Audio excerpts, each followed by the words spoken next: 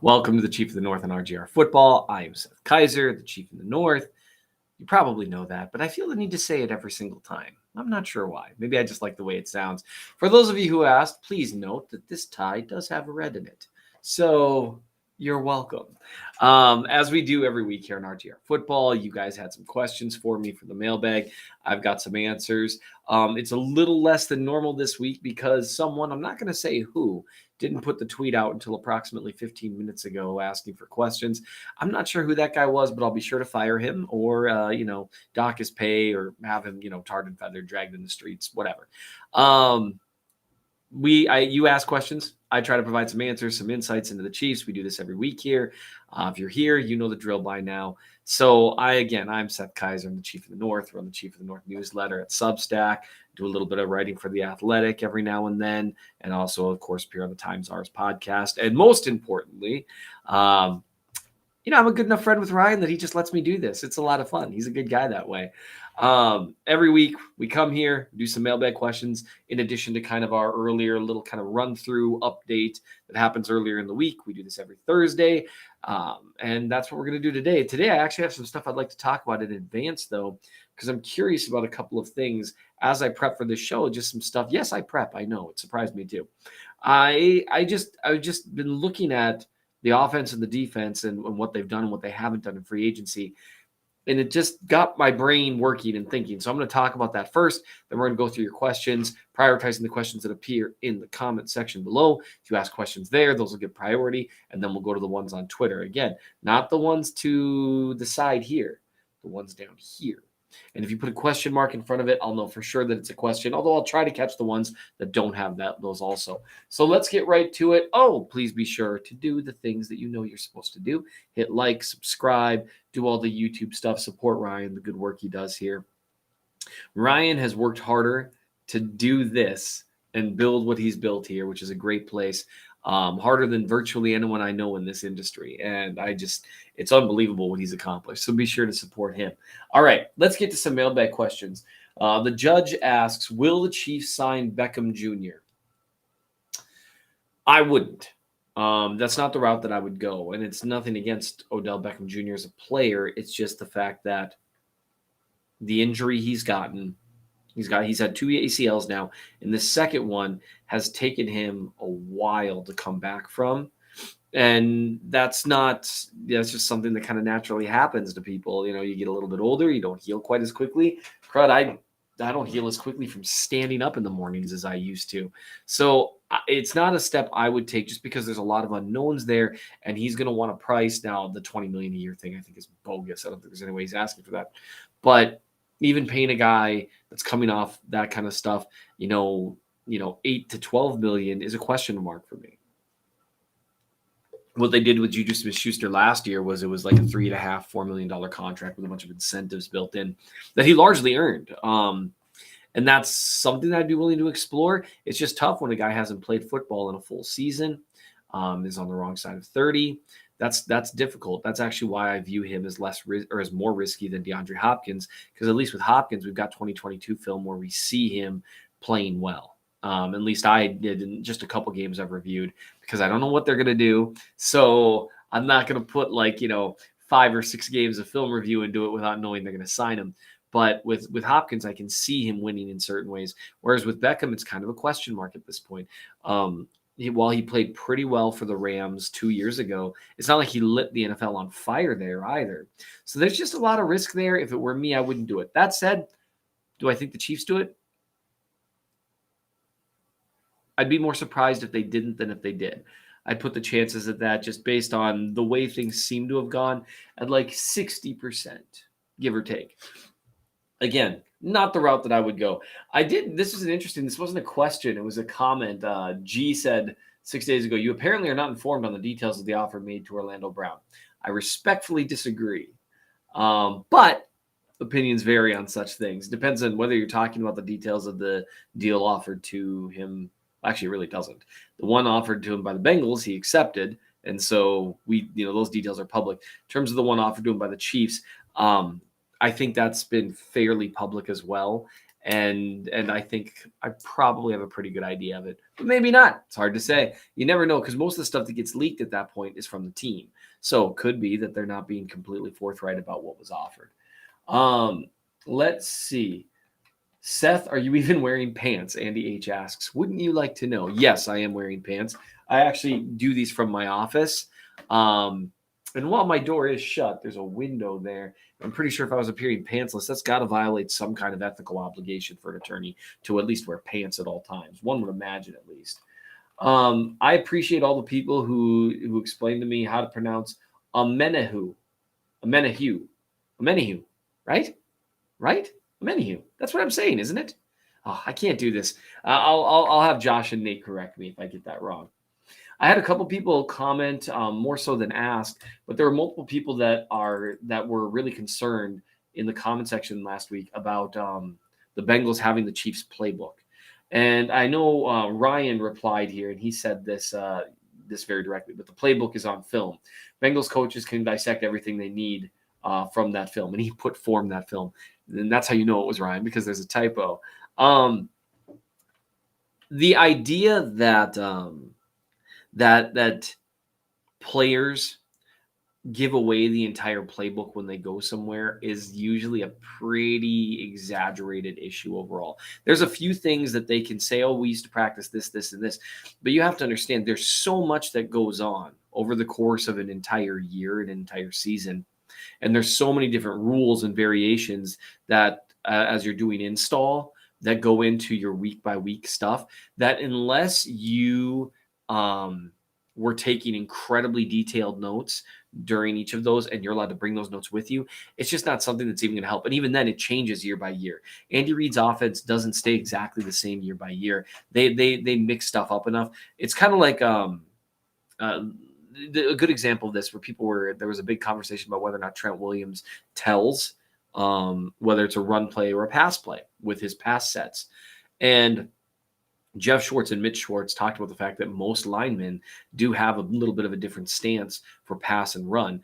But the problem is the stance that you utilize like the run stance for play action as well. And the problem with guessing is if you get it wrong, it basically destroys your chances of winning it all on the play. So the juice isn't really worth the squeeze there because of the problems that can come from it. And it's a similar thing in terms of, well, he said this is their playbook, which again, no one has that kind of memory to give the entire playbook away. And also, like Ryan said, the playbook is on film. The plays are on film. And you better believe that every single play the Chiefs ran last year, any team that's facing them this year has had someone, and probably every team in the NFL, honestly, they've had someone. I mean, some of these are publicly available. There's a few great books out there breaking down, every third down by the Kansas City Chiefs in 2021, I want to say it was, or the Chiefs offensive playbook, essentially from the 2021 season.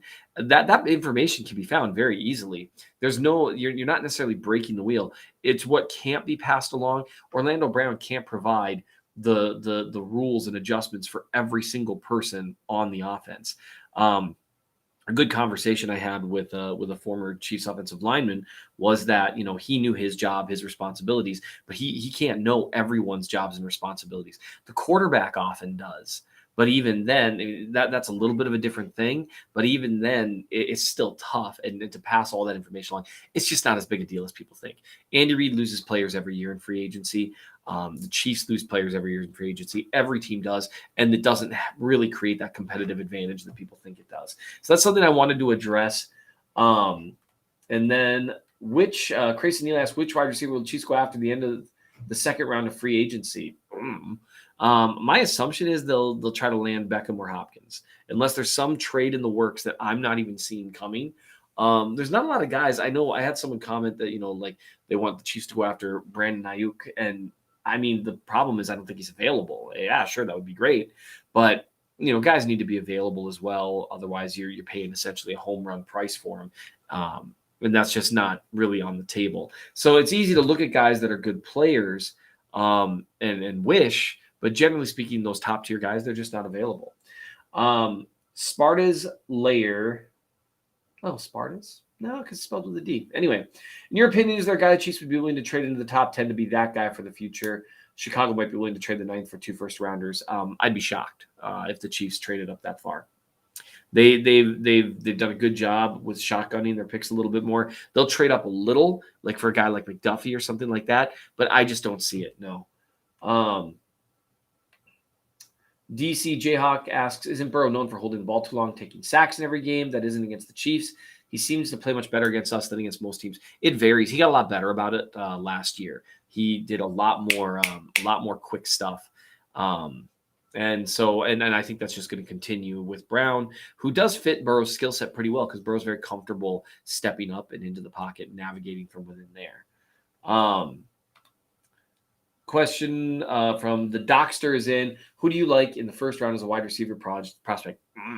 I still haven't gotten there yet. I'm probably going to be looking at wide receivers for the second year in a row just because of where they're at right now, unless they do something to surprise me. So that's where we're at right now. And I think I got them all. Oh, and some people said some really, really nice things, by the way, in last week's. And I really appreciate that from all of you. You guys are way too kind to me, and you make this job a lot of fun. All right, let's get to the Twitter questions. I'm not going to get to the thing that I wanted to get to. You know what? I'm going to get to this quick first. So I was taking a look, and it occurred to me, which I don't know why this didn't occur to me beforehand, but I'm not very bright, so that might have been part of it, that on offense, the Chiefs lost Orlando Brown, Juju Smith-Schuster, and then Watson, Wiley, Hardman, Burton, and Ronald Jones. Now, I would argue that the three big losses there, the three biggest would be Brown, Juju, and Wiley, and Hardman's a pretty decent-sized loss as well. And then Watson had a bit of a role, but nothing too pivotal. Burton, Jones, they didn't have a ton to do. The only free agent signing the Chiefs have made on offense, as I sit here in front of you right now, and I sit there and double check just to make sure something weird didn't happen, because that would be very funny, actually. Nope, nothing happened in the last 10 minutes that I'm seeing. So here's they've signed one guy, Jawan Taylor.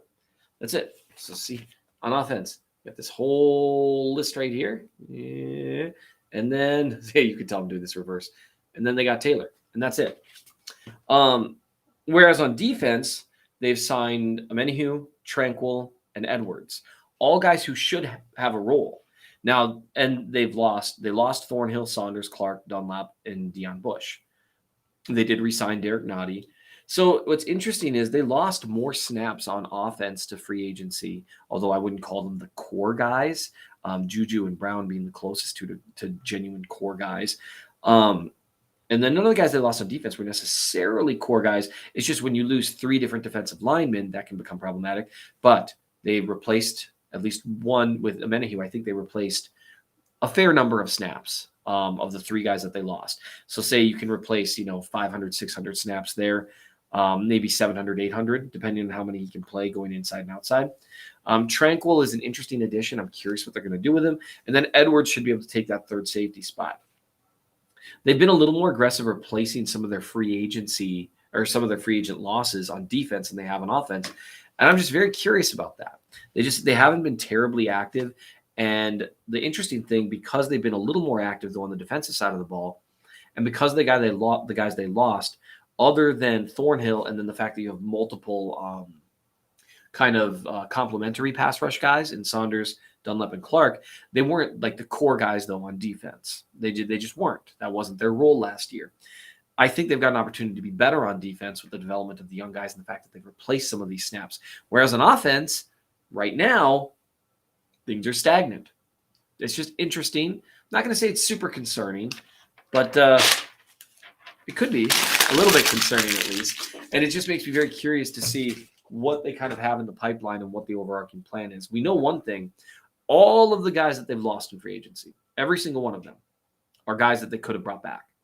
They could have. Now, I'm curious. There's no way that – well, I can't say for sure. I'm curious if Orlando Brown Jr. was offered $16 million a year from the Chiefs or $17 million a year. Would he have taken that? Things are generally different from one team to another, and there's a lot of reasons for that. So him being perhaps the lone exception, they could have beat the price on Juju Smith-Schuster. They could have beat the price on Juan Thornhill. They could have beaten the price on a lot of these guys, and they've chosen not to. So there's obviously a plan there. We just aren't seeing it yet. So I'm curious about that. All right, let's get to the Twitter questions now that I have confirmed that there is not something crazy happening right now. Because I'm sure, that's the problem is it always feels like something crazy is about to happen, but it never is. Free agency for you. All right. The first question I got, let's see. Chillin' Chief asks, if you were Pokemon, which one would you be and why? And I asked, hey, Josh Briscoe, you up? And Josh said, I'm a slow king. A slow king? Slow king. That seems mean, Josh, and I'm not sure why, but it seems mean. And someone replied with brutal. You know what? That sounds about right. You know what, Josh? You laugh now, but when I get a hold of that microphone at your wedding, you're going to be sorry. All right. Someone whose username is a picture of a goat, which is next to Mahomes, I would assume. Yay or nay, my personal trade target is Brandon Ayuk. I've actually had a few people say this to me. He is on the last year in a rookie deal. They do have multiple weapons. They got to pay multiple guys. I just haven't heard even a whisper that he's available. I know he's been in the doghouse there before. That's the reason given. San Francisco's paid multiple weapons. They have to pay Bosa. They have no first or second round picks. They've been in the doghouse there before. Would trade him out of conference, etc. Lots of good reasons to do it, in my opinion. Those are great reasons, and Ayuk is a good player, would fit great with the Chiefs. But I haven't heard even remotely that he's on the market, so I tend to not even think about such things. Justin Jefferson would fit great too. Now, it doesn't have all those reasonings that you gave, and those are good reasonings. That's good rationale, and maybe they make a phone call, but it would surprise me if he were on the market. Chiefs News ACC asks, how do you view Dalton Kincaid as a possibility at 31? On tape, route running and zone awareness looked mighty familiar. I've watched a little bit of him, actually. He's one of the few prospects that I've looked at. I might look at the tight end prospects this year. I want to. I'm not sure I will because I don't know if that's the direction they're going. Kincaid definitely caught my eye. A really capable receiver who fits in. And let me just be clear. When Travis Kelce retires, hopefully in 3, 4, 5 years, hopefully he has Tony G-like longevity. There's not going to be any replacing him. You just can't. You can't replace him in that role because there's never been a player like him at the tight end position. He is the GOAT. He is one of one. There's no one like him. He has been the best receiver in the league over the course of the last 8 years. If you talk about consistency, availability, and ability, big play moments, all big moment plays, all that stuff. He's just unbelievable. There's no one like him. And so my best guess is that the offense itself adapts. Similar to how the offense changed a great deal last year after Tyreek Hill left, you're going to see a similar evolution of the offense, maybe with the tight end spot not nearly as much featured, or maybe it's more of a jack of all trades, master of none, multiple tight end stuff used with a lot of 13 personnel. I do think Kincaid is someone that would allow them, even though they would still have to change the offense significantly, they could still feature the tight end. So a guy like that, yeah, sign me up. And then in the meantime, it would allow them to maybe compensate for the shortcomings of the receiver room right now by running 12 personnel 75% of the time. That can be fun to watch. I would enjoy that because it puts defenses in a weird position in terms of who they have on the field. The Chiefs did that last year with their 13 personnel and 12 personnel, where they they got 13 personnel, but they've got Kelce lined up wider in the slot and another guy lined up wider in the slot, and it takes a heavy personnel and spreads them out to where they're uncomfortable. That's nice, and so that would be perfectly fine by me. Ashwin Menon says I know there's been a lot of speculation for a D-Hop OBJ addition. What other wide receiver tight end addition do you think the Chiefs can make, which would not cost much draft capital, could improve the offense significantly? There really aren't any on my radar. And that's kind of the problem. It's tough to know from the outside looking in who might be available, who might not be. And the thing is with the second and third rounds of free agency, things just don't become there's just not a lot of names out there. DJ Chark, who was a little healthier last year, but has had some injury issues throughout his career. He's also a pretty similar player to MVS, even more so than Slayton, who a lot of people, myself included, wanted in the offense. And so there's just not a lot of names out there. And I think that's why the fan base is so focused on OBJ and Hopkins, not just because of name recognition, which is certainly part of it, but also because who else is there to talk about at this point? So there's just not a lot of names on my radar right now, which is what makes their lack of action so interesting so far. Carlos A asked thoughts on Justin Ross sighting. How does he look? I don't know. He's running up and down a hill. That's great. Wish him nothing but the best. But he is a practice squad level player and has been. And we'll see if that changes.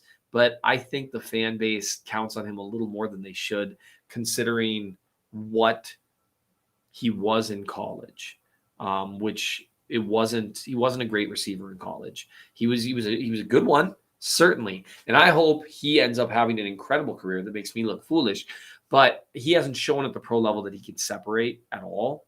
And then, so if you can't separate, that means you need to do a bunch of other things at an incredibly high level.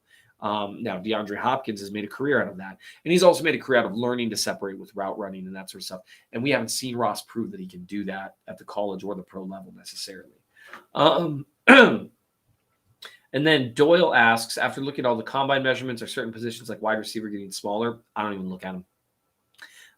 But I do think that there are more places. I don't know whether or not they're getting bigger or smaller. I was just making it really clear. I don't really look at the measurements. I should, I guess. It just doesn't mean a whole lot to me. You can see, I think, on film whether or not someone's size impacts them during the game at all, or whether you think it potentially could. Then you pay attention to it because you're trying to extrapolate what it looks like against bigger, stronger, faster guys. I do think the current state of the NFL has more room for smaller, faster guys because you're not getting lit up over the middle of the field anymore. Offenses are a little more spread out. So I think there's a little more room for that. I think there's more room for a little bit smaller offensive linemen, although now you can almost see last year. I mean, how did the Chiefs help improve their offense without Tyreek Hill? They ran a little more power. They went to a running back like Isaiah Pacheco. Now, obviously, Mahomes was, I mean, that was like 5% of it. But it matters, right? In the margins with really good teams, that 5% difference can be the difference between winning and losing. One of the reasons the Chiefs were able to win the Super Bowl is because they ran the ball really well in the second half. And part of that is Isaiah Pacheco's a really good player. So I do think you're seeing some position groups get a little smaller, lighter, faster. You're seeing that with linebackers. You're seeing more hybrid type guys. But I also think you're starting to see that pendulum shift a little bit to where you can't just go too far one way or the other. All right. That is what I have time for today. Just triple checking, because it would be really funny if something random happened like that, just like, oh my gosh, just something incredible. But nothing did. So the Chiefs right now, they're still at status quo. We'll see where things go. In the meantime, you know what? It is a good time to be a fan of the Super Bowl champion Chiefs. We'll see you guys next week. Make sure to get your questions in below, especially because you never know if I might put the question out on Twitter on time. Thanks again, everyone. Do all the YouTube stuff. Support Ryan and the group here, and I will see you guys Monday.